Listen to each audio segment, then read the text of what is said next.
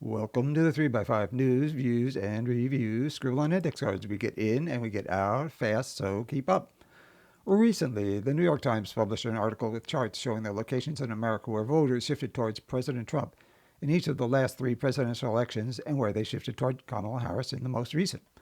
In what the Times called, quote, a staggering political achievement, unquote, Republicans have gained in each of those elections in almost half the counties in the United States. As for the Democratic vote, in those elections, it only increased in 57 of the nation's 3,100 plus counties. America's Republican drift is less shifting sands and more like a veritable sandstorm. It reminded me of that point on election night as the polls were closing when Trump's momentum became unstoppable and states fell for him like dominoes. In retrospect, it was like another pandemic was sweeping across America. More to the point, the Republican chart in the Times looked like it was created for a horror novel, a zombie outbreak spreading across America. Don't get me wrong, I'm not calling MAGA the living dead, but that's because I'm not sure they're ever really human. Sorry, couldn't resist. But it's tough to argue that they do not constitute an infestation of some kind. Next, check out this quote from New Yorker writer Evan Osnos on America's metamorphosis from democracy to oligarchy. Quote, in the next 4 decades, according to the tax expert Bob Lord, the top 0.00001% of Americans, unquote, or to put another way, quote, about 19 people will increase their share of the nation's wealth, 19, tenfold from 1.8% to 18%, end quote. Well, what does that mean? That 19 people will each own almost 1% in the 2060s. It is a good thing there aren't 81 more of those oligarchs, which would make 100 of them and total 100% of the nation's wealth. Or the rest of us 300 million, presumably alive, would then be left with crumbs, if that.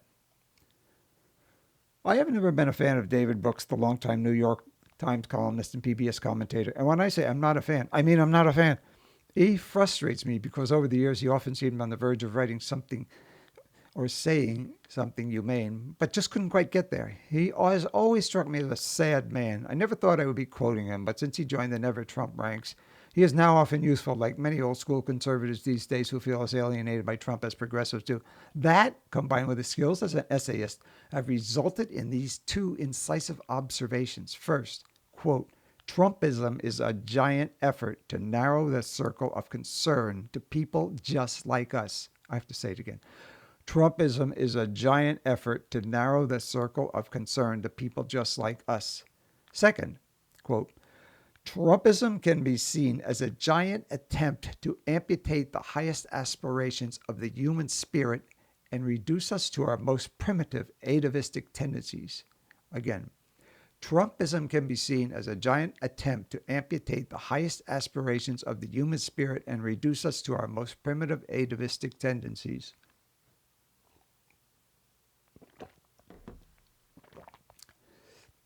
I know, it's tough to improve on that. Still, I have to stick in my own 2 cents. As a kid, I read the H.G. Wells classic, The Island of Dr. Moreau, as well as watched the 1932 film based on it, The Island of Lost Souls.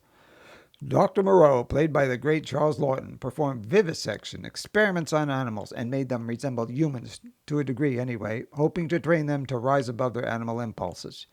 You may remember the speech by the Sayer of the Law, played by the famed horror actor Bela Lugosi.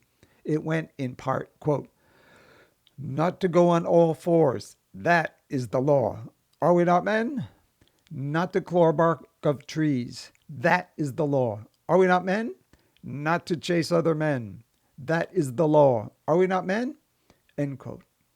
If Trump were Dr. Moreau and one of his acolytes was the Sayer of the Law, I don't know, Stephen Miller, Kristi Noem, the dot would be admitted. To wit, do claw bark of trees, that is the law. Are we not men?